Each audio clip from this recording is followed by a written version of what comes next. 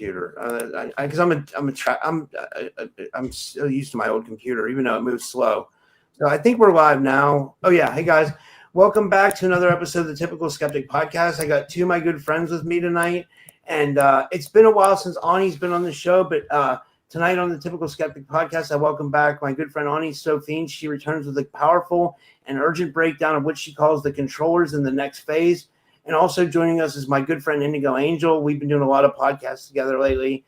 She will co-host and she'll decode the deeper energetic grid level implications behind the global technocratic push. And you can find their websites. Ani's website is quantummessages1.com. And then she has a YouTube channel, YouTube at Quantum Messages with Ani Sophene. And Indy's YouTube is at Indigo Angel. And her website is indigoangel222.com.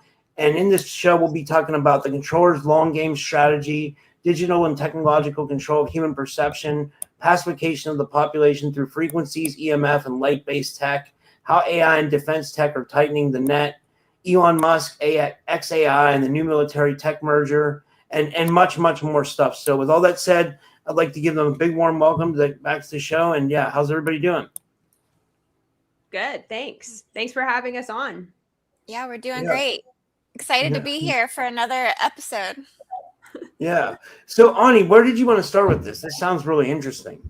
So, and I'm assuming everybody can see the map now, but basically what happened, I know you guys did a show on Venezuela, but after the United States kind of did a Venezuelan grab, basically, for, and I'm calling it the Venezuelan grab, for the natural resources and the oil. Like, that's what we're seeing on this, like, third dimensional reality. It triggered me to remember that there is this whole other agenda, which is called the technocratic state or technocracy. And so this map is a representation of Technocracy Inc. from the 1930s. And there was this whole push for a technocratic state. And what a technocratic state is that where everything would be controlled by technology, and that, you know, there would be a hierarchical structure to the system, like a CEO or someone in, you know, high up, like in a corporation, would be kind of in control. And then the rest of us would, below that person, would be all the minions, right? Working for this technocratic state. And so this kind of came up after World War I. And what's really interesting about this map is that Elon Musk's grandfather was a proponent of pushing the technocracy, which is really interesting. Why, you know, when we think about why Elon is in the position that he's in, was he strategically placed there for a reason. And so I really started like kind of digging deeper into this. And with the, you know, land grab of Venezuela, this is like the beginning to land grab other places within the North American continent. So you can see here on the map, Greenland is up there. Greenland would be next. And I just feel like there's a larger goal than what we're actually seeing. And this has to do with the push of AI. This has to do with natural resources. This has to do with the push of entering mass surveillance systems. And we need the minerals in order to create the mass surveillance systems, right? And also the databases for AI. And, you know, Greenland's a perfect place for that. So, you know what, I was just thinking, there's a girl that comes on my show that she talks about these data centers that they're trying to open here in the United States. And that has to do, I think, a lot with AI. And these data centers use enormous amounts of like natural resources, which would tie into what you're saying. Right. And so what's really interesting about Greenland, because we already talked about Venezuela kind of, but Venezuela has the largest oil deposits in the world, right? So that would be strategically really important to get if you wanted to be like number one in this AI revolution. And then Greenland is number one with uranium in the world. So it makes sense, right? And then we haven't even talked about Canada or like all the other countries that have rare earth minerals. Mexico has a huge copper mine, really big copper mine there, and they need copper in order to create, you know, the technology as well. So there's just a huge push for this, but I think that there's deeper implications to this. It's not just, land grabs, which is super old school colonialist bullshit, right? Just like land grabbing, taking from the people, extracting from the earth, raping from the earth. Like this is all old world kind of like behavior, there's a push, there's a deeper push. And the whole thing about mass surveillance, this is really interesting. I was just in Costa Rica. So you know how we have to go through customs, right? Well, I was coming back and I was flying into Chicago. And I didn't have a choice to show my passport. They did the digital face scanning or whatever. So, and there were like these cops or I don't know, whatever they were, probably ICE, like standing there, right? And you just walk up to this like camera thing and it takes a picture of your face and then you walk through. And I was like, do you want to see my passport? No, keep on going, just pushing me through like cattle. Wow. And Chicago was the only place that I had experienced it. So I've been to several places. I went to Portland. I went to Miami. I went to Costa Rica, right? And then I went back to Chicago. And from Chicago, I went back to Portland and then back down to like California. And so it was really interesting how Chicago through customs had this face scanning, right? And so I think they're really pushing towards like a mass surveillance type of system because they know that AI is coming down the pipeline big time and it's going to be taking away a lot of our freedom, So this is just a basic kind of overview, but we can go deeper into it. But I'm just curious to hear what you guys have to say. Yeah, what do you think we should take out of this map by looking at this? So, I mean, really everything that's in red is, where it's going to be like centralized control for AI. Would you say that this is coming out of Texas? Because remember we did that deep dive on the Stargate, the AI Stargate. Is it going to be centralized AI control? And this would be one, entire just global outreach, like we're all interconnected, we're all laced together through that control system. Absolutely, because it's in the middle. So if you like just look up above where Mexico is, it'd be right above the Gulf of America now. That would be a strategic place on the planet, right, to place it. And it makes sense because that's where Elon is. And just having this massive global like spread across all of these countries, basically, because there's multiple countries here that we're looking at.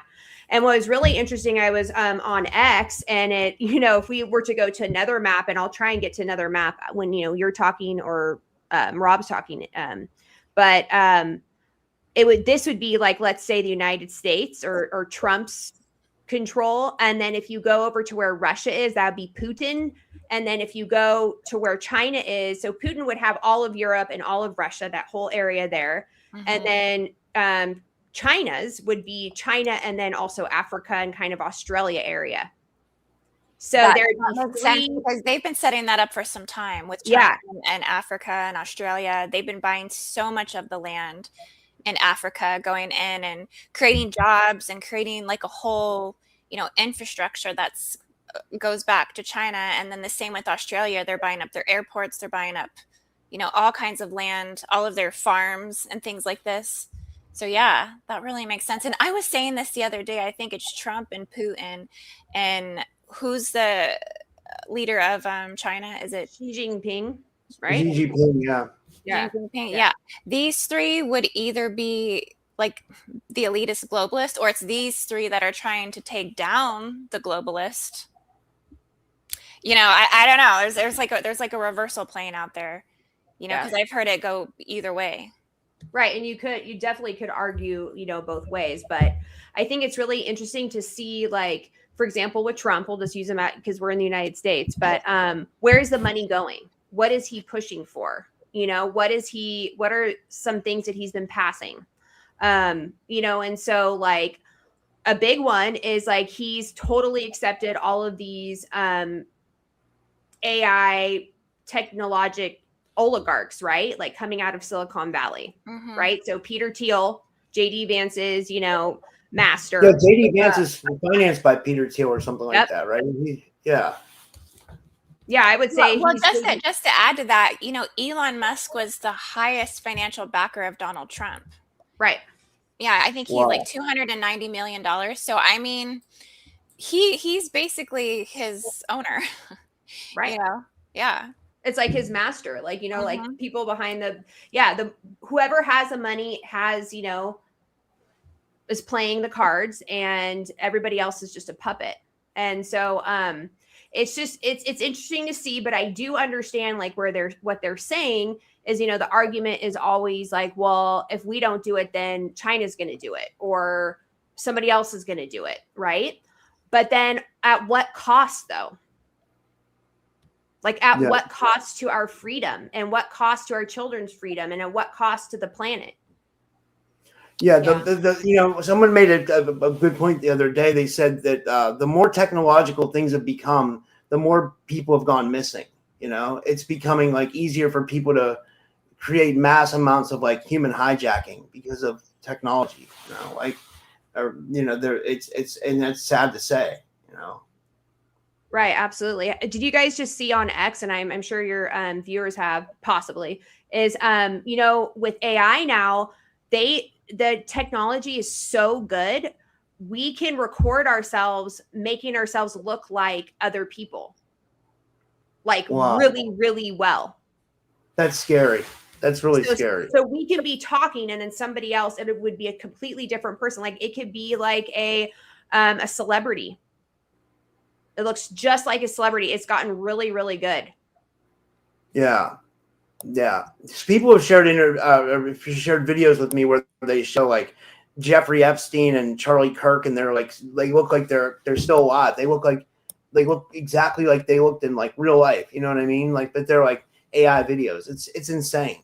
It's absolutely insane what's going on. I can't believe it. It's kind of scary in a way. Well, Tony Robbins said, I was just listening to an interview of him today, and he said that that 25% of young men under the age of 25 have never went out with a girl. That's insane. Huge. That's insane. That doesn't surprise me. It really doesn't surprise me, though. I'll be honest with you. And so what are these kids going to do in the future? Like, they've already been controlled. They've already been pre-programmed. They've already been manipulated. So like, what are we going to do in the future? How are we going to fight against this?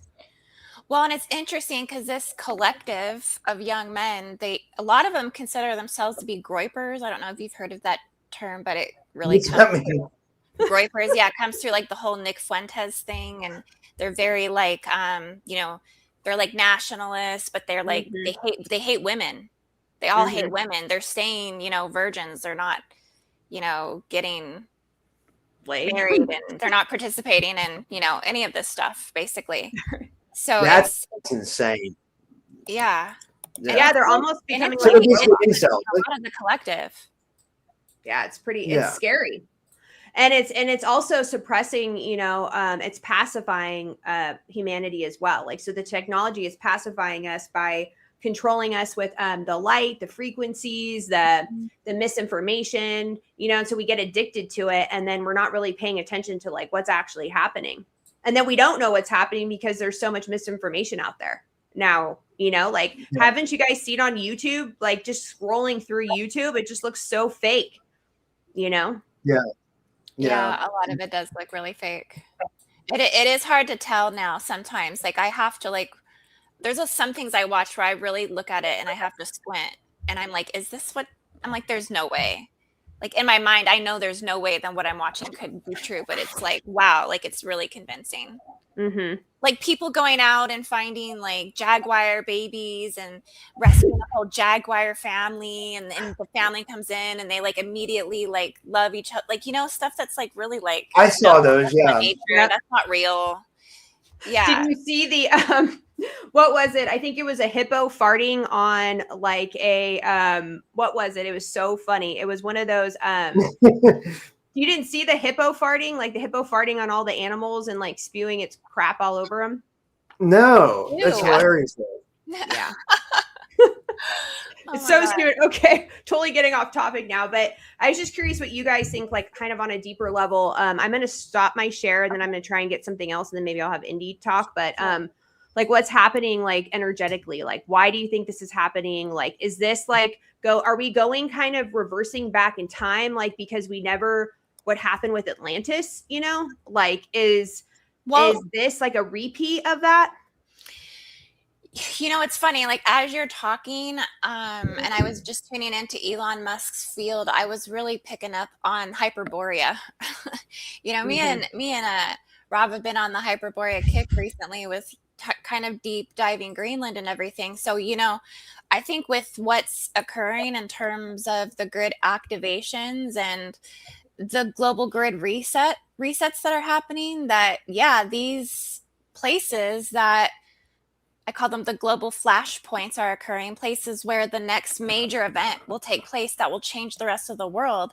You know, with it signaling to Greenland and signaling to Venezuela, signaling to Iran, SS-10, which we know is like a major, you know, gate site that has a lot of global world implications, that I think it's opening ancient, unlocking gate systems, dormant gate systems where timelines can shift and bring in a lot of our ancient past, such as, you know, Hyperborea. I think this goes beyond that because I was kind of tuning in with Elon Musk and, you know, what does he represent? You know, what, like if we just kind of look at it as much as we can through a neutral lens, or maybe not go into the fear so much, because I kind of feel like we do tend to villainize and like dehumanize these people, right? That are, you know, characters in this play that we're all watching. If we just try to have a neutral lens, what does he represent? And he represents the acceleration of technology, the force that pushes our civilization forward faster than its nervous system can integrate. So could it be that Elon Musk is just so farther in the future and what's bringing forward, we can't entirely, you know, piece together the decisions that are being made with what we consider, you know, the technocrat elites type of thing. He energetically represents a Promethean archetype. So he's a fire bringer, he's a disruptor, he's a system breaker. And you can kind of see that honestly with, you know, him buying X. There was an interview that he did with that Don Lemon or whatever his name is, but he did like a whole interview with that guy. And he's like, you know, isn't censorship good? You know, shouldn't we be censoring some things? Da da da da da. And Elon Musk is like, no. He's like, we shouldn't censor anything. And he's like, the other guy was pushing back, and he was like, you like censorship so much you can taste it. And the guy was just like, what the heck? You know? So, I mean, I think he's just obviously doing so much in the physical world.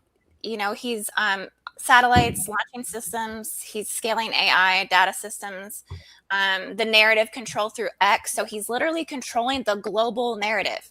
It's like, is Elon Musk's ego so effing big? He's literally controlling the world right now because X is the #1 news platform in the world.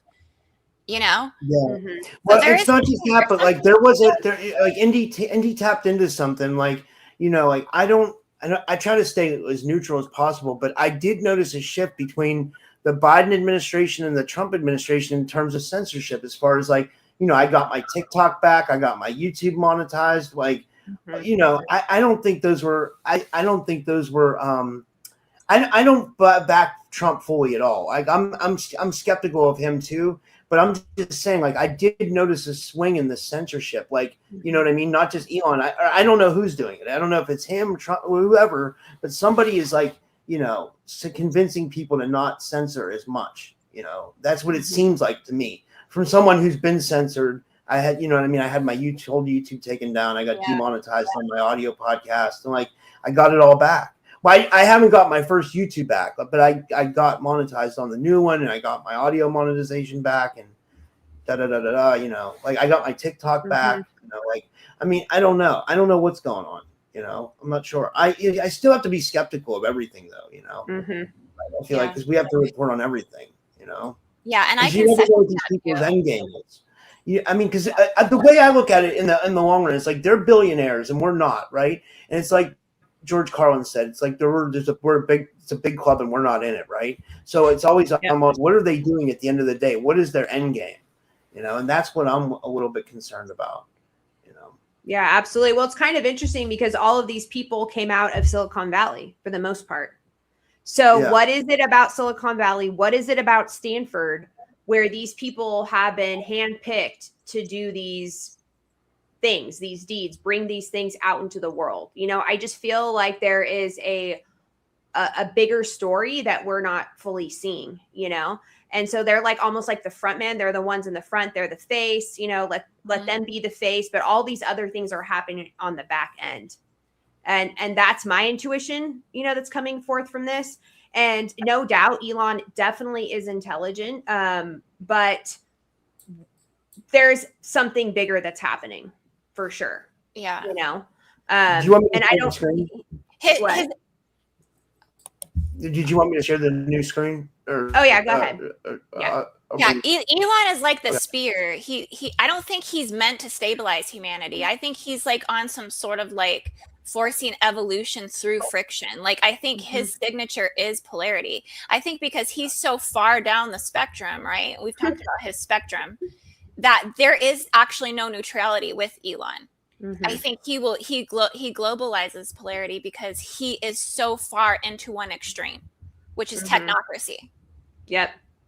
So I just wanted to show this map really quick, but if you, Rob, you know, if you could point to Greenland. So where Greenland is, and when I was looking at this map and looking at the technocratic map that we were talking about before, I was thinking about Atlantis, you know, and so there definitely was something that obviously happened over 12,000 years ago. You know, there was definitely an advanced civilization here. We know that. We've talked about this before. And, you know, it seems like Greenland could be a part of it because the Azores is like right in the middle of the Atlantic Ocean. Like if you're going from New York all the way to, you know, Britain, or England, and it's like in the middle of that. And then there's so much more there. And so I was doing some research about what Greenland, the resources that Greenland has. And there was, there was definitely a catastrophic event that had happened there, and potentially a meteorite did hit that Greenland in the past. And so they did find something there. So it's really interesting how there is this super focused and deep connection to Greenland. I mean, obviously geopolitically, it's in like the perfect spot, right? Like we really need Greenland, you know, otherwise Russia and China are going to get it. So it makes sense. Can I just add to that just to bring something? So that's the Clark crater that I've been talking about. It's a 19-mile wide meteorite impact crater called the Hiawatha crater. Was discovered in Greenland's ice dating back 58 million years. Yeah. And this is what I've been talking about with the movie that just came out, Greenland Migration 2. Oh. What they're saying is that in the future. Oh, sorry. Go ahead, Indy. Go ahead. What did you say, Rob? No, go ahead. I'm sorry. They're saying in the future that will be a place that, you know, well, this is what I mean, that there's something with the prophecy, right, of everything coming to the head of Turtle Island, Greenland being the head of Turtle Island, the crown node, and that this is about Greenland being a sanctuary. You know, if we do get to a place of Armageddon or cataclysmic events on the earth where we have radiation, solar storms, you know, it's just literally you can't even breathe the air anymore. You can't everything is monsterized. Everything in terms of weather patterning it's, you know, there's no surviving it. So Greenland is supposed to be the refuge site. Makes sense. Yeah. So why is it there? Why is it that, and that's the other thing too, there's full billionaires or whatever, Sam Altman, Peter Thiel, and two others that are looking towards Greenland as being a freedom city. Did you guys see that? No, I didn't see that. Yeah. One thing I wanted to point out though is like I brought this up the other night. You mentioned about Atlantis. Real quick, I'll just show you. Like, look at the bottom of Greenland. It looks like it could fit. This is my theory of Pangea, right? Like they could fit right here, and then North America, it looks like it could go in right here, and South America can go right here. It's like it seems like the world was all one place at one point. So it makes me think that like maybe Atlantis was like one big place, and then like you said, maybe a meteor hit, and that's when the continents got dissipated. And maybe Greenland's like a main focal point for what Atlantis was. Maybe it was like the center of that major You know, I'm just kind of thinking outside the box here. I don't have any proof to this. I'm just kind of, you know, I don't know. Well, think Hyperborea. You know, Atlantis, yeah, Lemuria, yeah, but Hyperborea, the first electric war, the first gate that opened up to create the first migration to the Earth. You know, from Lyra. You know, the great Lyran Holocaust that occurred, which was an AI invasion. Right. And it makes total sense too, because like, you know, all of the ancient peoples talk about these giants, and, you know, that they had this level of technology, and a lot of them were kind and helpful. However, you know, there were the few that ended up breeding with, you know, humans, and then that created, you know, the Elohim, the issues with them. I think was it the Elohim, or was it the maybe it wasn't. It was the hybrid ones. I think you can say like that the Elohim were basically the Anunnaki, or the fallen angels were the same thing as the Anunnaki, and they could have, you know, and I think they breeded with the Earth women or something like that. You know, they say like Enki had like a bunch of wives. Right. And then, but they might be all connected. So there might be this, like, that's what I'm saying, is like there's this connection between all of these. Like, we're getting different parts of it, but maybe it's more connected. And as Greenland is melting, it's becoming more of this like focus. And, you know, we're seeing like, okay, they're wanting Greenland for all these resources and all these other things. And, you know, strategically it's, you know, it'd be United States would want it. So, but there is something deeper that's there. We're only seeing like part of the story, you know, or hearing part of the story. Yeah. And I think it's an ancient story. This is fascinating. Yeah. And guys, if you have any questions or if you have any comments, put them in the chat, and I'll pull up your comments. I know Derek mentioned about earlier in the chat. Derek mentioned that the Golden Dome that I guess Trump's proposing, I guess that would be out of Greenland. He said, you know, is that true? So they would create the infrastructure, and then the Golden Dome would go over all of North America, I guess. I guess, yeah. And they're probably going to try to merge Mexico in with that too, you know, some part of South America. Yeah. Yeah, definitely. Yeah, central and mid. And the Panama Canal is a super strategic, being able to go from the Atlantic over to Pacific. Yeah. Which is next to Costa Rica. Okay, so just to add to this, so Musk and Teal together, they create the techno convergence. So Musk is like the engine, Teal is like the steering machine, because Teal is the strategist archetype. So Musk is like the Prometheus, Teal is the strategist, he's the chess player, he's the long game thinker, he's more interested in who owns the future. But he's emotionless. So it's all just structure. It's all technological structure. He wants to shape all technological ecosystems. He wants to invest in systems that map human behavior, risk, and prediction. He's designing all the control layers of civilization. Yep. And he's going to determine who's possible, who's allowed, and who gets access to it. Yep. So, and they're, yeah.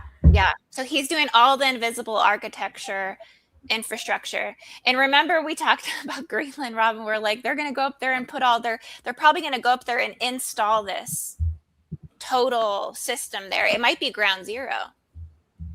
It might be ground zero for the new upgraded, like you said, the digital surveillance, but like even beyond into the elite continuity systems of AI, like where they're going to anchor that there.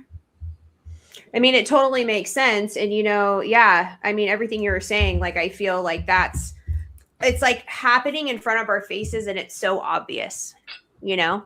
And, you know, Peter Thiel and you Elon got a Musk. comment here from, sorry, go ahead. Oh, go ahead. I was just going to say that they've been I was just showing a comment from Tennessee. Yeah. Yeah. This is from Tennessee, Kentucky, Bigfoot. He says, only the United States has a permanent foreign military base in Greenland. It's Pacific space base, and NATO allies deploy temporarily for exercises, but no other country has a base. But I think they're owned by Denmark, you know, or something like that. I think Right. we have a military base, but I think they're owned by Denmark. Because I looked up who owns Greenland, and Denmark technically owns it. Mm-hmm. Yeah, I don't know. I think our military and the Trump administration, they just feel like they're bigger, better, and stronger than everybody else. Ever since Pete Hegseth and the Department of War and all their, what's are hanging out, and they're all showing them to each other and saying whose is bigger. And it's true. And Elon Musk just signed on with the Department of War and using XAI for the military and Grok. Wow. Okay. 2 days ago. I mean, I'm sure they made an agreement before. Like, why else would he be in there with Doge? Created Doge and did all that kind of stuff, and then left. And then now the Department of War is using XAI, Grok and XAI. Yeah. Well, Elon's being approached by he's like Palantir. Mm-hmm. He's being used and called in now by heads of governments and heads of those that are building all of these warheads and nuclear devices. His technology is being used for that. I was just talking about the other day how Iran, like, they're going to be setting up Starlink to get the people out of the blackout. Going against the Ayatollah. Like, I'm telling you, Elon is like Elon and Trump are like Pinky in the Brain. Yeah. Like, what are we gonna do today? That's hilarious. That's awesome. One is a genius, the other insane. Oh man. Yeah. Well, the good old dark enlightenment coming forth. Where humanity's being tested on one core question: will we build technology that serves the soul or technology that replaces it? We're being forced to confront freedom versus convenience, sovereignty versus dependency, human intuition versus algorithmic authority, and decentralization versus planetary control grids. I think the decentralization versus planetary control grids is what, like, we're basically talking about here with Greenland and, AI and. But it is it. Well, yeah, because that's what the Technate mat is decentralized AI. It's like it's dominating the whole Western hemisphere. I just want to tell you guys what I've been doing for the past few minutes here is Facebook knocked us off. So I don't know if like Zuckerberg got like a wind of like this video or something, because like all of a sudden it was like you're having complications streaming to Facebook, and they just like I had to reconnect it. It reconnected, but still like I thought that was kind of strange, out of nowhere. Do you know when it what we were talking about when it popped off? I would just say the whole AI thing, because Zuckerberg's probably tied to it, honestly. He's trying not to censor as much. It's been great. He runs the whole meta thing. I mean, that's like he's like a whole cog in the wheel of AI. Big time. Okay, well, what do you guys think? What do you guys think about this? How we're viewing everything, because if these technocratic oligarch elitists are amplifying technologically whatever humanity already is, and then it poses the question, were we already that? I mean, these were questions we got into again with Carrie Cassidy and Gene Decode, that every intelligent species eventually builds an AI and wants to become a spacefaring species. Like it's the same repetitive narrative. It's what every galactic war has ever been staged about. So if people stay asleep, these systems become cages. If people wake up, these systems become tools. But to what degree do we have to wake up that we're not in a cage? Right. Yeah, but we're already out in space. I mean, like, there's proof that we've had the TR-3B and other reverse engineered craft since the at least 40s, 50s. So I firmly believe that we have some kind of secret space program. Like, I don't think they call it the secret space program up there or whatever, but it's something, and I don't know, it seems that's there, you know, and it seems like there's a lot going on the moon, and there's a lot going on Mars that we're not being told about, you know. I used to have this dude that would come on my show. His name was Miles Moonbases. Like somehow he got a hold of like a really interesting camera. It was like an old school camera, and he wasn't really into like any of this stuff back then at this point. I'm trying to find it. I mean, he kind of fell off the map. Like I don't know where he is, but like he started taking pictures of the moon, and like he was getting like really good photos of the moon with like a I guess like a low grade I don't know what you would call it. You know, I can't remember how he did this, but like the things he saw were unbelievable. He said he saw like bases on the moon and stuff, and like them drilling on the moon, like, you know. And then, you know, other experiencers report that, you know, they're drilling for helium-3 on the moon, which I don't know why but that was like, you know, a common thread from experiencers that that's what they were drilling for. So there's all that stuff. And then, you know, a lot of people say that we're already on Mars. People believe there's biodomes there, that, you know, that there's already Americans living on Mars. Like if you look at like the account of Laura Eisenhower, she says she was recruited to be taken off planet to go to Mars. And then like if you look at like Carrie Cassidy, Carrie says that she thinks that that's part of the galactic slave trade, that people are being, you know, hijacked, and they're being used to start colonies on other worlds. So how much is going on behind our eyes that we don't know about and all that? I don't know, but you know, it's definitely something to pay attention to. You know, I don't know if we'll ever know. You know, I mean, if they can't tell the truth right now about certain things, and like, you know, there's so much misinformation online right now, is there going to be disclosure unless it's like right in front of our faces? Well, I don't think we'll ever get disclosure. I think we're going to keep getting these ticky-tacky government UFO hearings where nothing really comes out. They'll show a couple of videos, and the mainstream public will go, ooh, and oh, they showed a triangle, you know, but like, and it gets everybody excited for like 2 seconds, but nothing really ever comes out that's like substantial. They're not talking about military abductions. They're not talking about alien abductions. They're not talking about, you know, these deep black ops programs where satanic ritual abuse is involved, where you have like high people like Michael Aquino. How'd he get in the military? But he was a confirmed Satanist who started the Temple of Set, and he, you know, performed psychological operations on people and kids and everything else. I mean, like, it's like, it goes so deep, you know. I know, I know you guys know this. I'm just saying this for the audience. Right. And, you know, the thing is like, I think there's different layers. Like there are those trans-dimensional beings that are actually traveling different dimensions, and they're able to do that, like with technology and maybe with their higher level of consciousness. But then there's also these other weird dimensional beings, you know, like demons and stuff like that they're summoning, you know, demonic type of entities that have like really dark, you know, and the whole Satanism type stuff, whatever stuff, like they're totally summoning demons, you know, these crazy demons from other dimensions. And I don't feel like they're extraterrestrial, you know, like they're not traveling from, you know, a high advanced civilization star system here, you know, like they're moving in between these dimensions because there's so many of them. And then, there's the other ones like the UAPs, you know, like unidentified objects, like how are they getting here?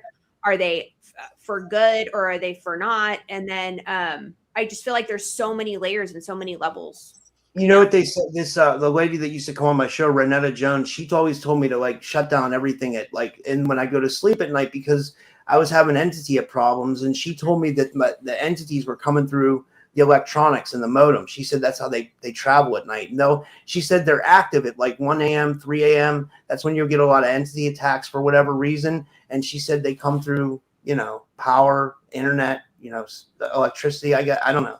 I don't know if you guys would agree with that or. Oh, yeah, totally.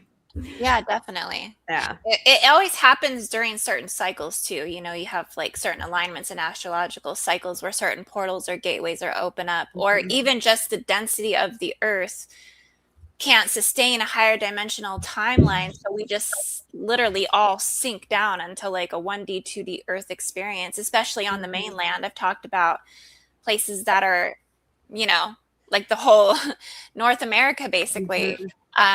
It's just a denser land because it's bigger. There's less stargates or vortices that are in between. There's more artificial frequencies running through everything. So it's killing all of the natural and organic spirit consciousness, like all of the ecosystem, everything that sustains life and keeps it alive, it's struggling and dying as well. So we just can't sustain the frequency. And when that happens, demonic attack is on like high alert. That's when those tethering Draco dream devices get switched on and they're just sucking energy. I mean, that's ultimately what the J SEALs are. They're death funnels in the Pacific that hook in through the Bermuda Triangle. And when the Earth is at a low, that's where we have these massive death cycles come in. And we're familiar to it all because a lot of people have been passing away in 2025. And I think we all took a health hit and everything. But I think that's from us living in a lower dimensional Earth frequency and density field that just doesn't sustain our light body. And there's only so long and so much of that we can take before the body starts to break down, the consciousness and the spirit starts to break down. It's Totally. It's a frequency trap. They want to frequency trap us in fields of distortion, Yeah. and this is where AI comes in, is because they know that's why we're getting all this stuff that's giving us false illusions. We're like, is this real or not? Because if they can control what people see, they can control what they feel. If they can control what they feel, they can control what they choose. Yep. And then that's where you have all this stuff on your phones where you think of something and holy shit, there it is. Now I'm going to buy it. That happens to me all the time. Yeah. So, and it's weird that you said, think about it. I had a really weird experience the other day. I just got back from Costa Rica, and how you were talking about lower density, and like kind of this heaviness from Costa Rica, which is, it's this rainforest that's full of life. The people are amazing. The food is good, drinking spring water. And then coming back to North America, it was hard. Like I felt it in my body. Like it took me like 4 or 5 days to kind of get over this hopelessness feeling. And I'm not that type of person. Like I'm usually, excited. I have about life in general, but it was really strange coming back. And then I had this weird experience on my computer. I was thinking something, right? And then all of a sudden it popped up on X, and it really tripped me out because I was doing some type of research. So then I started wondering, like, what the heck are they switching frequencies now to where it can tap into us, like what we're thinking? And then now it's popping up on the computer. And so then I tried it again and it did it again. Wow. So then I started like tripping out because I was talking about something, that was kind of like serious or like thinking something serious. And then it started popping up on X. Yeah, I think that's why it's so important for us to remove AI brain implants and AI brain chips. Like even if it's just a meditation that you're just, trying to clear that out of your field and try to take some authoritative measures in your own light body, because it's trippy. They're even saying that the modems now in your home, they can motion sensor in your space. So the modems now can read exactly where you're walking. They can pick up on the hologram of the body in the home, everything.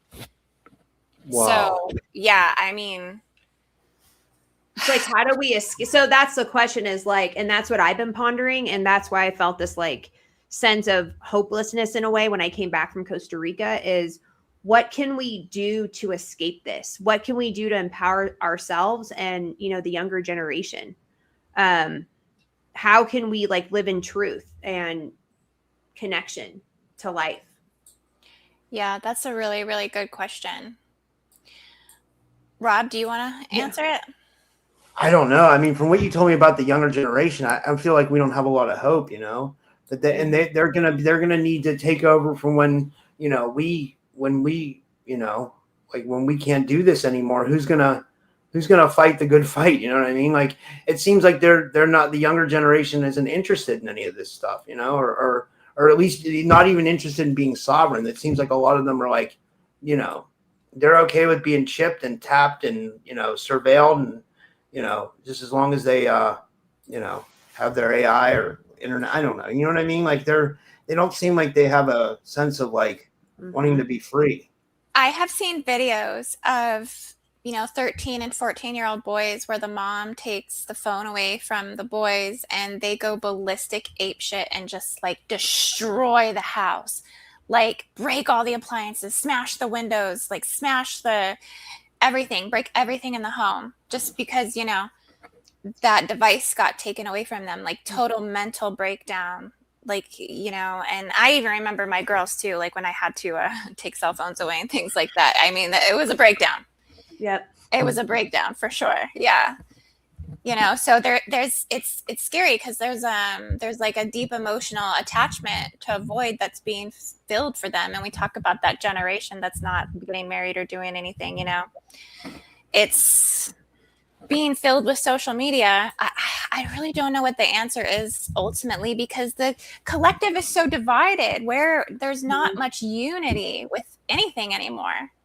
And ideologies, there's so many sub-pockets of ideologies that it's really, people can live in entirely in a different world just according to their phone and have no outside. I mean, they've built their own little bubble of what I like, what I want to listen to, what I want to hear, what, you know, and not be able to see the other side. I mean, I can tell you, my daughter, I mean, she gets a lot of like leftist propaganda on her phone, like, and she'll come in with that perception, and then we like have this talk and we try to just like open it up to like what's bigger, what's really going on in the world, you know, and she's not aware that that's happening, you know, so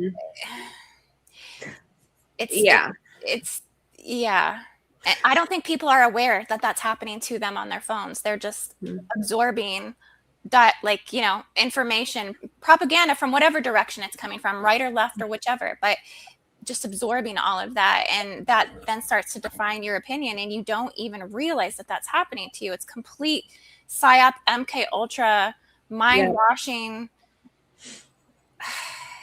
Our minds are not free. It's the war over the mind. It's the war over the consciousness. It just keeps on banging out. It's the banger of our time. Yeah. At least that's getting banged. At least something's getting banged. Yeah.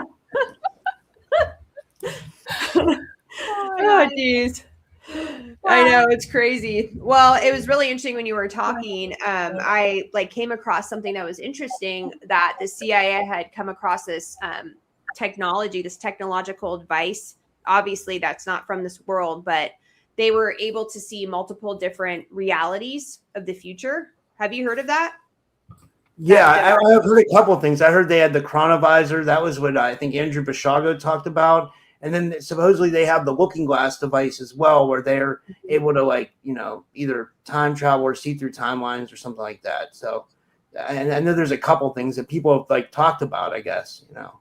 Right. Anyways, I was just thinking, that, you know, like, because they're able to see the future, kind of going back, like wrapping it back to Greenland. I'm wondering if that's why there's such a focus there. Yeah. You know, something is there. Yeah. Well, I mean, this we need to dive deeper into this, but the Nazis had a very strong interest in Greenland. You know, they're one of the first groups to explore and go up there and place their anomalies and their devices and their implants and their Draco seals and like put their pole modification systems. I mean, they went searching for Hyperborea, I think, and why were the Nazis up there? You know, did all the Nazis just actually escape through the Hyperborea gate system in Greenland? I mean, it's possible. Everything else might have been a myth. Yeah. Everything else might have been. So I mean, it's super possible. Yeah. Yeah, I mean, they're like, yep. And then all the Nazis that came over to, you know, all the scientists that came over to the United States too, that they brought over as well. So there's some connection between that. Yeah. And then there was like the Antarctica ones. Supposedly they went to, you know, base 211 in Antarctica. If that's real, you know, they said it was supposed to be a Shangri-La for the Fuhrer is what they called it, you know. And then they found a lot of Nazis in South America too, which was where's my wife? Oh, here it is. They found a lot of Nazis in South America too, you know, which is interesting. Yeah. Well, there's some connection, and definitely, I think moving forward, we definitely need to be discerning and just. I was reading somewhere. Do you guys know Autism Capital? He posts on X all the time. Do you know him? I'm not on X much. Oh, Elon Musk kind of always promotes him. Anyways, he said it was kind of interesting. He said because AI is getting so good now at, you know, being able to like deep fake somebody, like I could be talking and then be somebody completely else, and record myself. In the future, moving forward, it's going to be not cool to be, yeah, that's him. Yep. Not cool to be on, like on the computer anymore. It's going to be more cool to be like in person, putting away all of our technology, because we're going to have this such deep desire to be with humans. I'm hoping. Yeah. We'll pray for that. Yeah. I had this really interesting thought the other day. I'm like, what if autism or being in the spectrum is just our return to the reptilian body? Because isn't autism a lack of empathy? I think, well, it's kind of hard, but we'd have to like look up the exact definition. But I would say, to me, working with autistic students, is that they are their body is damaged in some way, and that they're not able to express themselves verbally very well, and that the way that they interpret life is like totally different, like especially like the non-speakers, because they literally cannot speak. There's like some type of severed connection. Yeah, that's really interesting. In the chat, there's Athena. I was going to put up that comment. Yeah, she says someone who is more sensitive to energies. Autism can be very sensitive. Mm-hmm. They might not understand the language, but they understand energy people push out. Yeah. Right. Hey, yeah. This shift, though, with all these things has something to do with, where we're evolving, what we're growing into. Mm-hmm. So, I mean, I'm just trying to tie things together and make it make sense, but it doesn't make sense. Right. Well, the sad thing about the autistic children is, they have difficulty with communication, repetitive behaviors, and issues of social interaction with people. So a lot of these kids are actually, they need lifelong care, and it's sad. Like they, the parents either need to take care of them or they need to have like some special care. For the ones that are more severe, there are those that are, high functioning.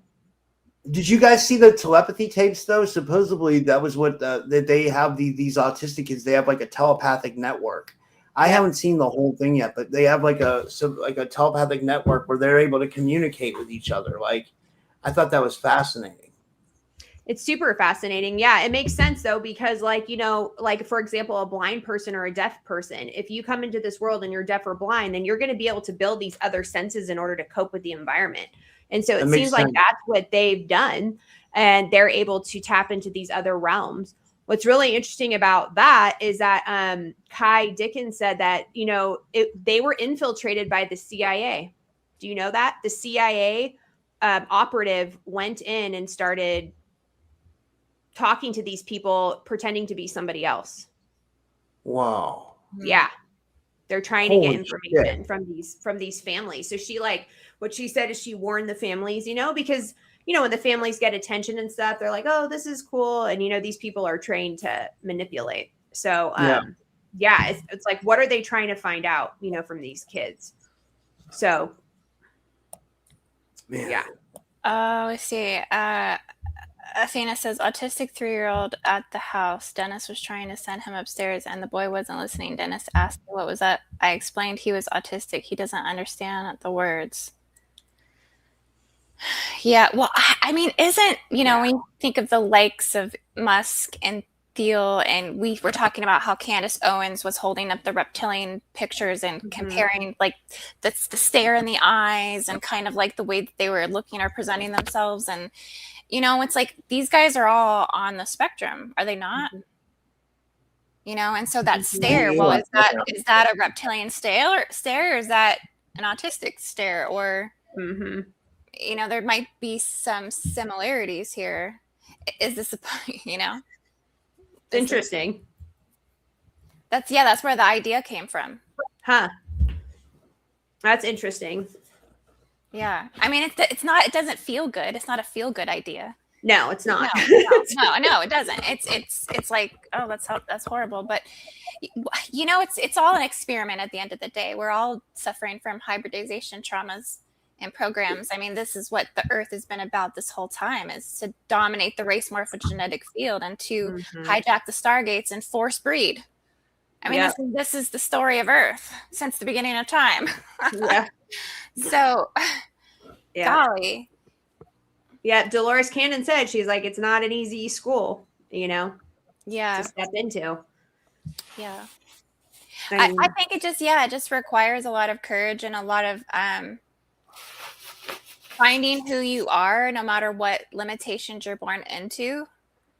And every single life is meant to teach us something that the soul collects as a part of its inheritance and a part of its purpose and a part of where the soul evolution of humanity is truly going. You know, we're all one, the whole law of one. I mean, this is really what the whole guardian consciousness is about, is the law of one. And everything does truly come back to that. Even AI, this is why I get like, I'm going like in these loop cycles with this, because it's like I'm over here battling the polarity and the fear of it, and it's frustrating because, you know, how do we navigate that on the 3D plane in accordance to also with these higher like creational laws, where it's saying, you know, we all come back to one, and that this, so it's that's why it's almost like maybe the solution is just not to worry. Just trust that the right people are getting placed where they're supposed to be. The right power dynamics and structures are aligning according to our prophecy, our future prophecy, where we're supposed to be going. I mean, on a greater level, a lot of the messages I get from the Guardians are that, like, cataclysmic events are they're not allowed right now, or at least not in these timelines that we're in. Like, we're like majorly in rehabilitation and correction timeline cycles right now. So it seems, and for human beings, like our lifespans are so short. I mean, would we get 80 years if we're lucky, 100? You know, that's not much to retain, you know, and then so you're waking up again in the next life, picking up with whatever soul parts or collective memory that's still there, and then getting back on the track, you know, if you believe in reincarnation, or if you feel like you're going, you know, off planet or back to your home origin, or, you know, wherever you're going. But if you're staying here, you might wake up back in the same tree of life to pick back up. Like, we know this, you know, so what is the goal, I feel, is for us all to leave this crystal star host when every soul is ready to leave as one. So you think we might be bound? Like Bodhi, like, I mean, the higher, like, okay. So you think, I mean, because so technically, like, until we're a social memory complex, like what Ra said, you know, in the law of one. Yes. Now we're getting juicy. Yeah. So, okay. So do you think that maybe that's like, we chose this school. We knew it was going to be hard. We might have to wait out the long haul for this, for everybody to be on board. Yes. Yeah. And suffering is coming in all forms. You know, we look at like the eastern part of the globe and the radicalism, and it's like, you have all these people just blowing themselves up, suicide bombers, like, you know, like, but over here we have the epidemic of like autism and the transgender movement, and, you know, a lot of the sacrifice that's I mean, it's just different forms of suffering and different forms of mutilation, different forms of radicalism. You know, it's how can we really even truly measure, you know, what's even in comparison in the scales of the global experiment, I think, that we're under. You know, lost my train of thought there for a second. we're bound. I mean, so like within that, it's finding, I feel like, I do agree of like trying to stay out of the negative, being super positive, and just, trying to like continue to step in the light over and over again. Be that little candle, you know, in the cave. Just like stay lit, you know? Because I think when you do that, you're favored by the universe, you're favored by God, you're favored by you know, all of the guardians and spirits and angels that work on the behalf of the highest light. And then that gives you more opportunity to ascend, more opportunity to anchor things into the planet and create more eternal waves or eternal transformation.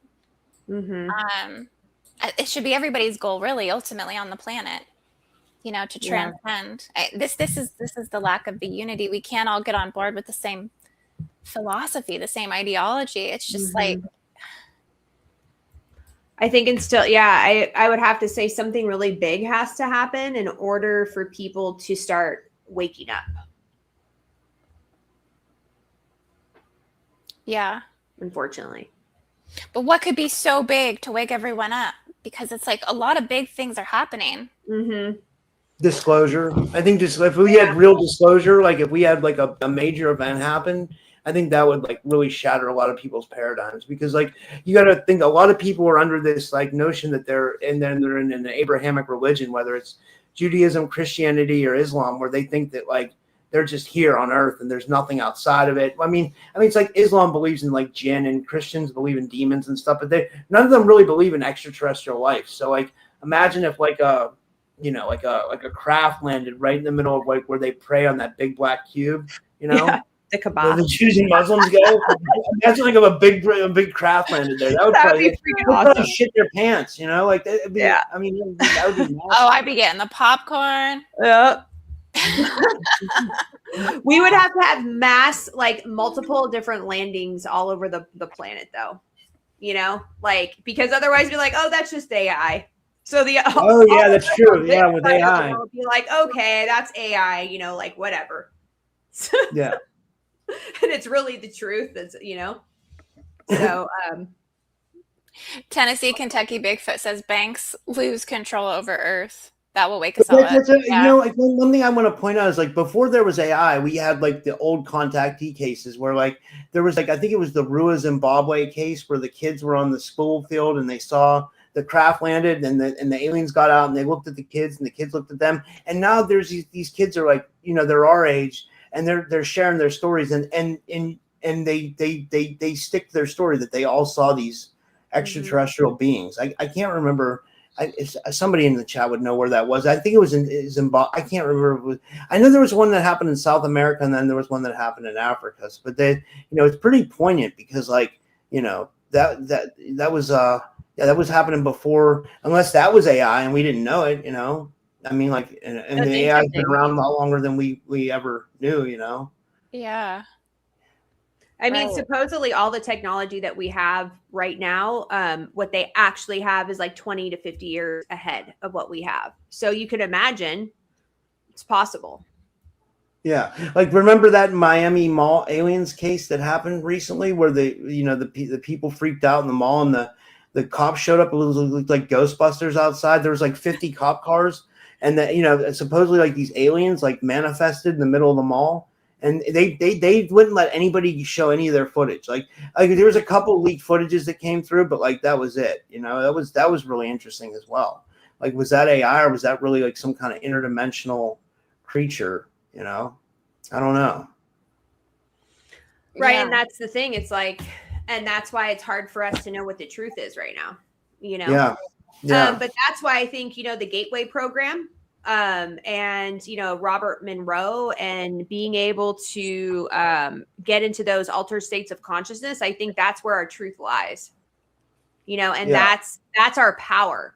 And if we can learn how to get into those altered states, like, and protect ourselves when we're in the astral or when we're in these like multidimensional realms, like we can get a lot of answers that way. Yeah. So, but. Yeah, it's really about letting go of everything you think is important. Like if you want to get in touch or you want to get in tune, like you just have to be solid with your own presence, your own state of being inside your own mind and heart, and just being comfortable with that. Not needing any external. Yeah. Sorry, I like this comment from Athena. She says, I'm raising my daughter to understand the dark, to learn what spirit guides are. She will be more advanced within her own self and this world's understandings than I was. It's pretty cool. Yeah. How is she doing that to raise her daughter to understand the dark?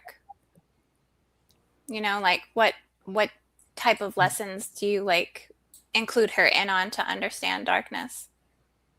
Just asking back. It's kind of interesting.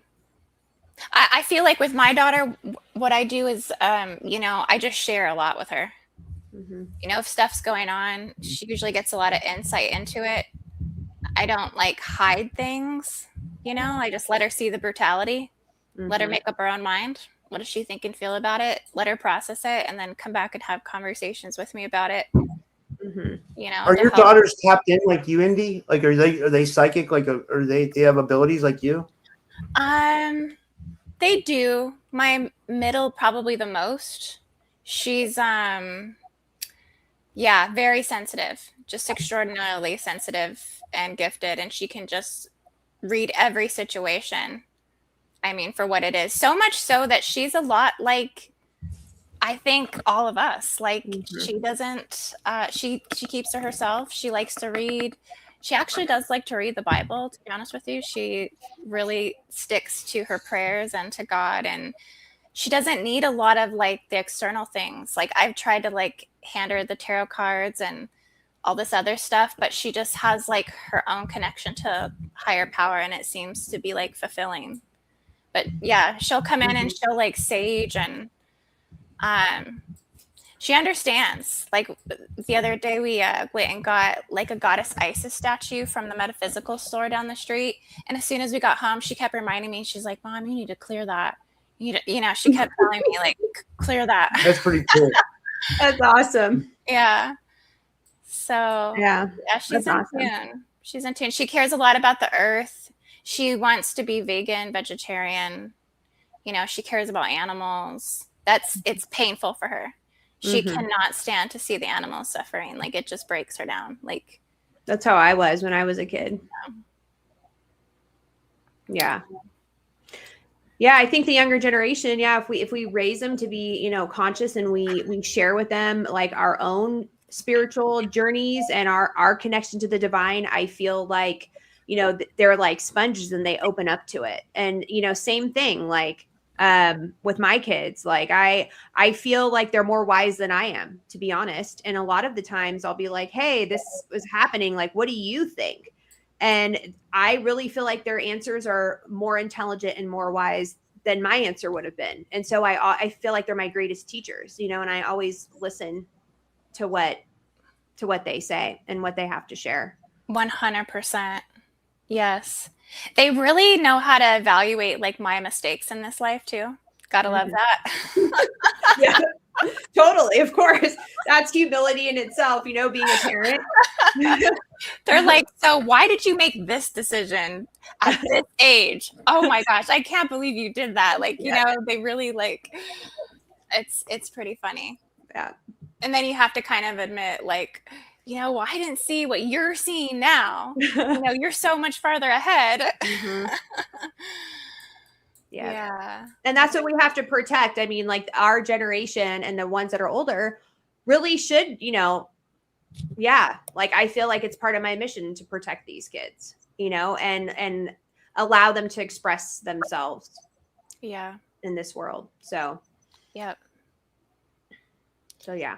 Yeah. Nurture them, shield them, give them the opportunities, try to encourage the opportunities. I find myself having to encourage like them just doing new things and trying new things. Like, I really have to kind of push that sometimes. You notice that? Like, we did, for example, last summer, we did surf lessons, and I had to like fight tooth and nail, kicking and screaming out the door to make that happen. But after that happened, everybody was so happy. Like, it was the funnest thing ever. But it, yeah.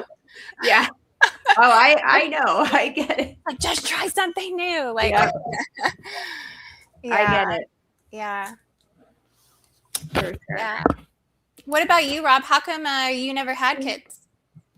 I don't know. I mean, I was always kind of irresponsible, to be honest. I still kind of am. I'm like a grown kid. I don't know. Like I don't know. I had opportunities, but we just never. It just never went there. I don't know if that makes sense. Yeah. I was kind of responsible in a way that I was like, I was always in a position where I was like, I can't take care of myself, so I'm going to make sure I don't want to have another life in this world that I have to take care of. Like when my life's hard already, I don't want them to grow up in like a situation that I grew up in. You know what I mean? Like I don't want them to, because like I've had to deal with all kinds of crazy shit. I'm sure everybody has, but I mean like, I haven't had an easy ticket here on Earth, so I didn't want my kids to have that as well. And I've had opportunities, but I just didn't. I didn't think it was the right. It wasn't right, Yeah. I had a thought earlier. I'm like, what if you have a child out there somewhere in the world and you don't know it? Oh my God, that actually is a possibility for me. That's a big possibility. I mean, I never really thought about that. Yeah, I don't know. It came across my mind earlier for some reason. Like just a little thought that floated through. I was like, oh, I'll let that one go. Yeah, let's definitely let that You're one going to go. make Rob flip out all night. He's going to be thinking about, I know. What's going to happen? Someone's going to set me up next tomorrow. Someone's going to knock on my door and be like, Dad, I haven't seen you. And, you knocked up my mom 20 years ago. And here I am. I'll be like, yeah, okay. Let's take a DNA test immediately. I'll be pulling some what was it, Maury Povich or Jerry Springer where they did the DNA test, I'll be like, you were not the father. Sure. Judge Judy. Yeah. Yeah. Gosh. So funny. Super funny. Well, I guess we could finish up here. Is there anything else you guys want to share before we go, or anything else you guys wanted to cover, or anything? Well, we did get way off track, but you know what? I guess I did one thing. So I was looking at some of the articles that Ani had sent, and did you talk about the dark MAGA? No. Oh, you wanted me to talk about the dark enlightenment, dark MAGA really quick? Yeah. Yeah, the only reason why I was saying we could go is because I thought maybe you guys wanted to go. I didn't know. I have more time. It's okay. Go ahead. I'll okay. So basically, the dark enlightenment is a non-reactionary movement primarily to connect leading thinkers and express political views with technology, kind of. So it's like anti-democratic, basically, is what it is. And so it's and Peter Thiel really focuses on this whole dark enlightenment thing. And then what was really interesting is that obviously Peter Thiel and Elon Musk are connected together, and then Elon Musk really was like kind of pushing this whole dark MAGA thing, which is also connected to Silicon Valley, and just he wanted, instead of making America great again, just like the normal one with the red, it was like the dark one. Like he was really wanting to push for a more like authoritarian type of like view. I don't know, view. That's just my opinion. But I just find it interesting how there's like this dark enlightenment, dark MAGA connection between these two. And it just seems like it's an overlord, like I said, controlling thing. Yeah. For both. It feels like that started with Musk, because I mean, he's the only one that I ever saw wearing the dark MAGA cap. Mm-hmm. Right. In the beginning. Yeah. Right. The dark MAGA, yeah. But then, the dark enlightenment came from Silicon Valley. Okay. From this one guy, and I can't remember his name, but I don't know, Rob, if you have like the articles in the show notes, but or in the description. I do. Okay. So I can't remember. I have to look it up.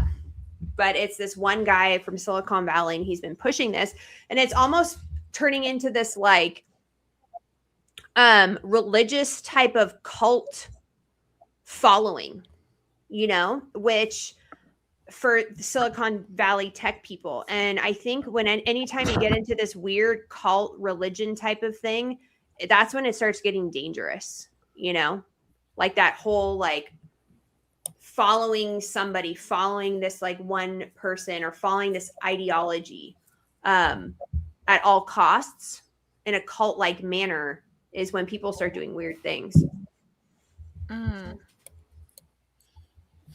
As you were saying that, I'm just sharing the links now. I just had an idea Sorry, when we were talking about that idea of what would it take for humanity to truly like awaken and unite, and the thought just came into my mind. It would take all AI to shut down. We'd have to, all of our technology, it would have to shut down. And then I'm thinking, well, how would that happen? You know, and it's like, well, Earth's energy resources would all have to subside or perish or dissolve somehow. So, well, what if that happened? Well, then that means the Earth is going down.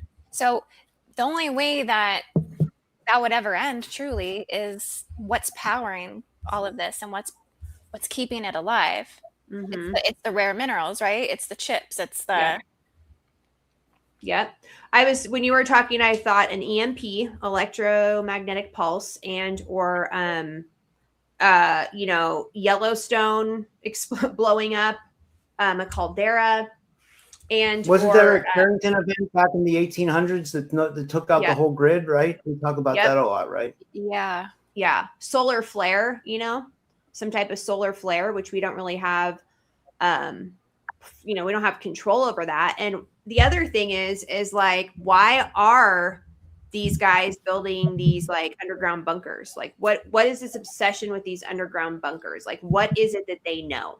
It's not just underground bunkers, Ani. It's like there's whole, from what people like Gene Decode say and other people, there's like whole civilizations, alien and human underground. Like there's supposedly these maglev trains. I'm sure you probably know this, but for the audience sake, these maglev trains that can take you from where I'm at in Pittsburgh to like Europe in a second. And like, why are we not privy to this? You know what I mean? Like, why? I mean, like, it's the same thing with what's going on in space. Like, if this is really going on underneath us, why does nobody know about it? Or maybe the few and privileged do, and we just don't. I don't know. Like, right? But like, you're right. But like, they're right. They're building bunkers, and it's like, but do they know even more? They take in like underground to like underground cities and stuff like that, and like, I don't know. Well, I mean, for example, the Hopi people and indigenous peoples have said multiple times, at the end of the last world or whatever, for every world that has been where there's been a reset, they have been taken underground by the ant people. Yeah. The ant people. And then also indigenous elders in, I think, Amazon somewhere, they said, they're like reptilian-like beings, So, I mean, it makes sense. I mean, these stories and oral stories have been passed down for thousands of generations, and we really need to listen to them, like there's so much more evidence coming out about like, I'm going back to Atlantis again, but just about like the movement of these, the shining ones from over 12,000 years ago and resetting civilizations in these ancient spots. Why do they have these big megalithic stones and all this other stuff? And all of them, the megaliths or at least the obelisk networks might be similar to like the Georgia Guidestones. And I mean, it's not like any of us have sat there and read all of the inscriptions on the side of these big things. And a lot of times these, things that are coming out of these phallics, reversal phallic systems, underneath them, there's usually like hidden chambers and secret instruction sets to reset mankind after civilization fails. That if these things are still standing, that they would go and like dig up underneath them and find seeds to plant new food and instructions how to regovern again, under the same constructs, basically. Yeah. And that totally makes sense. I was contemplating the other day because I've been doing some research on it, and I almost got this intuitive hit, or I actually did get intuitive hit that these, figures or these, like these giants that were, like Quetzalcoatl and all these other ones that have been traveling around the planet and, are in all these stories, were actually trying to stabilize the planet because something happened. And so these megalithic sites are actually a stabilization for the planet and the Earth's grids so that things can settle down, kind of like what you were saying. you know. And yeah, it'd be really interesting to see, like, really map out everything, you know, and see where they are on the ley lines. Like, I know people have done that already, but just kind of map out all over the planet, all the ones that have been found and the new ones that are being found, to see, because it made me wonder, like, well, maybe there was a pole flip that happened. So, you know, and because of the pole, like during that pole flip, trying to get it back into its right system, they had to place these big megalithic structures around the planet on certain nodes, you know, to settle things down. Wow. Yeah, that's a different way to look at them for sure. Mm-hmm. Yeah, well, they do tap into the grid infrastructures, and I do think that they form a network or some sort of webbing through the lines or through the telegraph currents. And so, I mean, either way, it's a multi-dimensional technology. It is. That's why I'm kind of excited for an interview Rob's going to be doing soon with the guy that talks about the Giza Death Star inside of the Giza pyramids, because Oh yeah, right. Yeah, thanks for. I didn't want to say anything, Indy, because I don't want it to get canceled. But yeah, I booked Joseph Farrell. Yeah, I booked Joseph Farrell, guys. He'll be coming on February 2nd. So yeah, and we also booked Jerry Wills, and Indy's going to be doing both of those shows with me, guys. So yeah, we got Jerry Wills going on the 27th. That's the guy who went through the Stargate. Everybody knows, and then. Yeah, Joseph Farrell is February 2nd, so those will be good shows. Now they'll probably both get canceled because every time I do that, every time I announce something in this matrix, every time, it doesn't matter what it is, it always fucks up. So yeah, I wish I wouldn't have done that, but you know. Oh my gosh. Let's rewind and erase those words, and every time you say something, it gets amplified into the best thing possible ever. I'm going to try to get more bigger guests too. I want to get more, you know, I mean, I don't know, you know, I just kind of, you know, yeah. Yeah. No, I'm just helping with the manifestation over here. No, but I wanted to, so, you know, Ani, last time we did a show on Elon Musk, how we really kind of, I think we did this one show. It's actually pretty hilarious now when you go back and think about this, but we talked about all of the women that Elon Musk were with, and we were like, Force Breeder program. We were, you know, we were ranting and raving. Yeah. Do you remember Ashley St. Clair, the influencer that just had his most recent child, baby mama number 5? Yeah. So, yeah, talking about this whole Sky Daddy religion, you know, of the Silicon Valley dark MAGA fleet. So I guess he is seeking full custody of his 1-year-old son with this woman because she had some public stuff she put out on social media talking about support for transgenderism. Wow. So he's going full custody. Whoa. And yeah, because it puts the child in harm's way. So, I mean, yeah. And you know, that's been his mission all along, is to destroy the woke. Right. The woke mind virus. Totally. I mean, it yeah. And it makes, I get it. I do get it, but it's, yeah, you know, you got to follow the trail. And yeah, it's funny because I'm like trying to look online and I don't see her coming up, which is kind of interesting. Well, I saw some videos of her coming out of the court. She does not look like a happy camper. I don't blame her. Yeah, because it's getting so much publicity and everyone's up in her face and she's about to lose custody of her child. Like that, I would be pissed. And, you know, who knows? Did she actually say that? Like, you know, there's no, like, I wonder. I don't know. Let's see, Musk's reasoning. He interpreted St. Clair's apology for past transphobic views as implying she would help transition their 1-year-old son. She responded to the situation in her reaction to Musk's you say she's going to transition the 1-year-old son? Transition the 1-year-old son? What kind of sick I don't know what her actual comments were, but it just says that she put out comments expressing support for the trans community. I don't know how it got construed that she would transition their 1-year-old son, but it's interesting because on my feed it's saying that they X put AI sex deep fakes about her. and that she's suing X over explicit images, and that they're trying to, that it's humiliating. It's kind of interesting. I mean, can you imagine? I don't even know. Like, it's just like crazy stuff.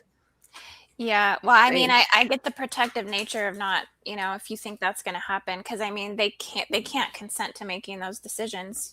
That's right.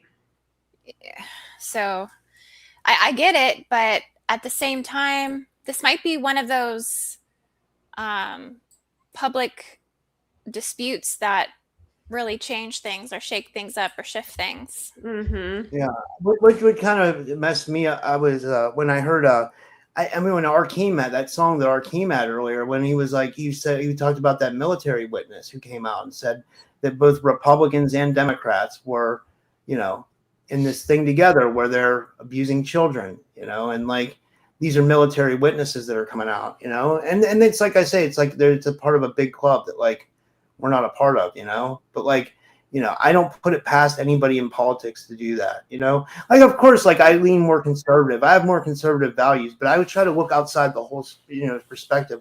I look at it as billionaires, and we're not billionaires. And like, what do billionaires want to do?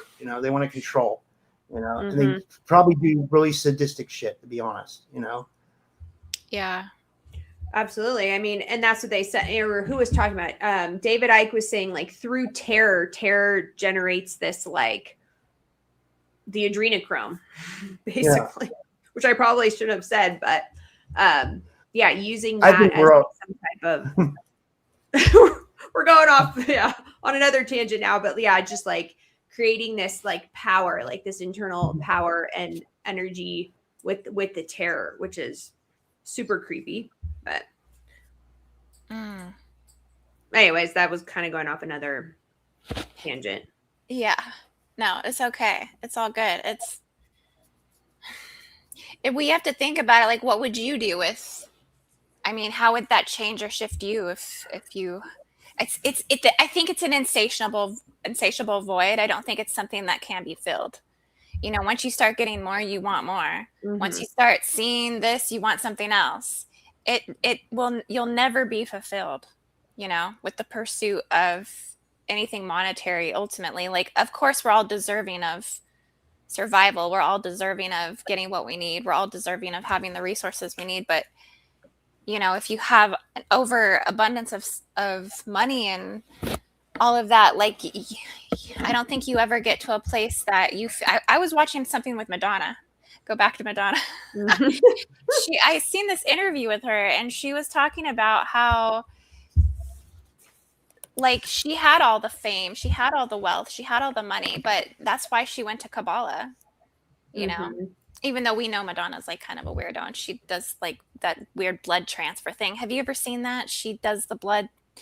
I hope it's not the she had a booty lift, she had a booty lift, and it looks ridiculous. I'm just she had a face. Do you see her face? I mean, it's kind of, gosh, it's sad. Like, what it's like this crazy. She made her butt look like her butt looks like 10 times bigger now. You know what I mean? It's like gross. I mean, unless that was like an AI image I saw. I don't know. It's plus, like, so weird because her face will look deformed, and then she'll pop back up, and it will look good again. And I'm like, how did that happen? She has to be like 60 years old, because think about it. I'm 46, and she was popular in the 80s when I was a kid. So like, she has to be old as hell, Let's see how old she is. We're looking up Madonna's age. You guys know Madonna's age. Drop it down in the comments. 67. Holy shit. I see. I knew it. I knew she was, she was definitely up there. She looks like we have a lot of people who watch the show that are in that age bracket. So I'm not against those. And I'm not against the elderly or anything like that. I'm just saying, like, Madonna shouldn't be out flaunting it at that age. You know what I mean? Is what I'm saying. Like, I don't think anybody should. Yeah. So she's dating a 29-year-old. That's really hard for me to understand. That's insane. What 29-year-old is gonna want? I mean, like, honestly, like, it's for power, Yeah. Total I guess power. so, right? I guess so. Yeah.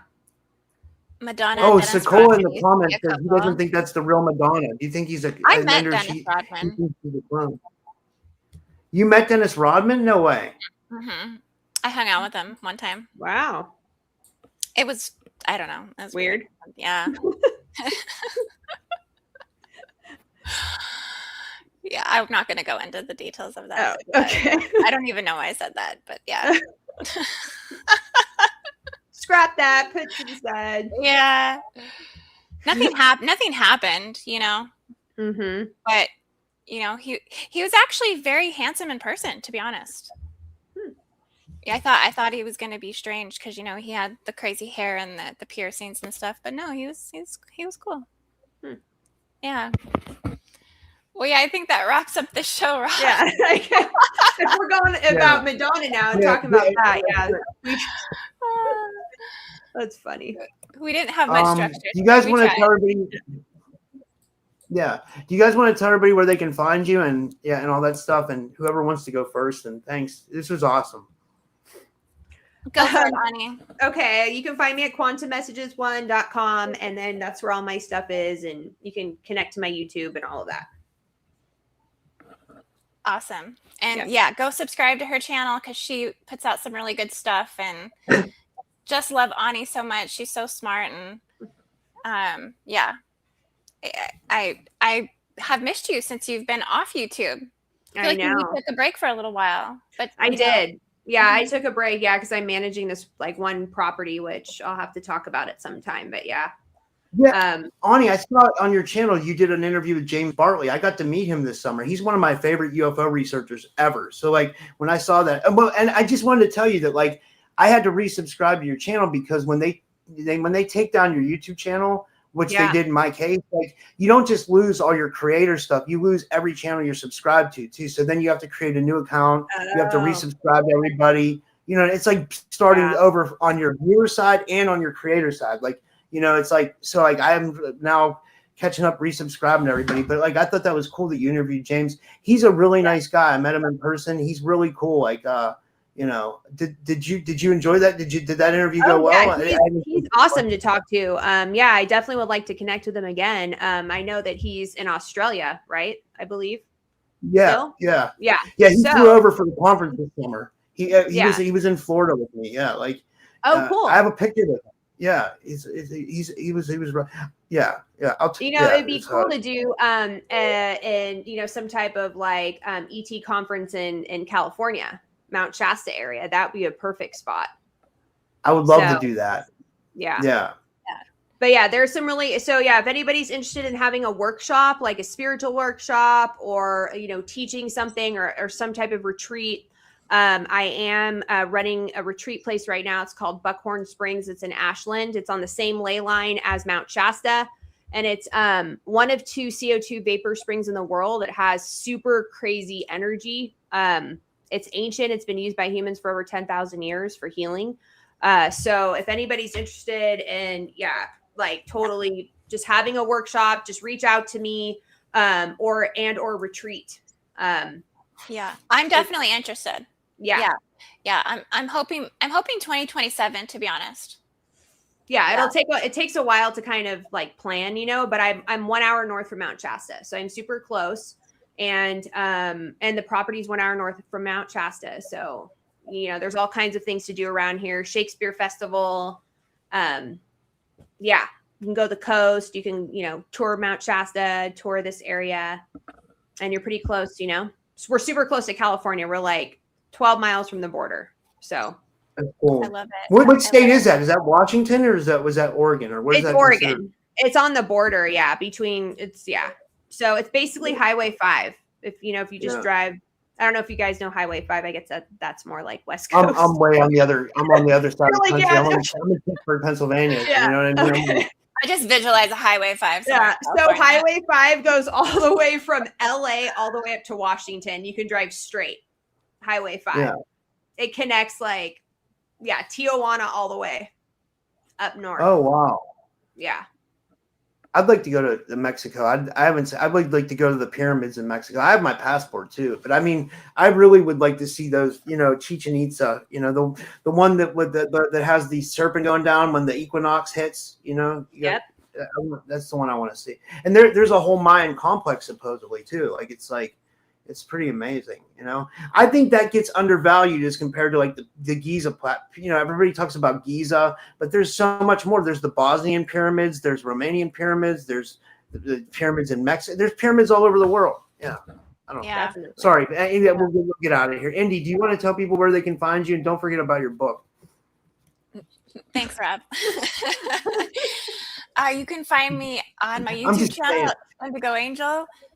If you're in the chat, Missing Time 420, shout out. He's always hooking me up and posting my links, and my pre-order links for my book as well are at my website, indigoangel222.com, and that has a link to my pre-order on the homepage to my book, The Guardian Alliance, Grid Work and New Earth Prophecy, and that's coming out on 2/22/26. So I'm so excited for this launch.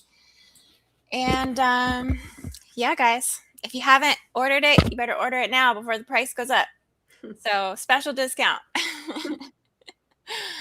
And awesome. All right. And how can people donate to you, Rob? They don't need to donate. I mean, you can just follow me at the Typical Skeptic Podcast on YouTube 2.0, because remember, the first one got taken down. And then I'm on Rumble, where I have a good following. And then I also have 6,000 followers on Spotify. And then I'm also on Apple Podcasts, and I'm on Amazon Music. And I'm also I have a small channel on Odyssey as a backup. Some of my older content's on there. So, and if you want to support the podcast, you can donate, but it's appreciated. And, or join the Patreon, patreon.com/typical skeptic. I'm on Substack. I write articles every once in a while. I wrote a book for around Christmas time about an alien abduction. It didn't get published or anything, but it's just something fun. And that's free. That's free on Substack. That's free on Patreon. I put out everything for free, by the way, guys. Nothing's behind a paywall. Everything goes on YouTube, Rumble, and then audio.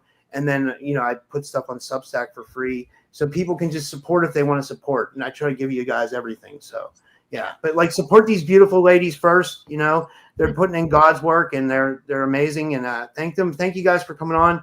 So, and thank you, everybody, and have a good night. And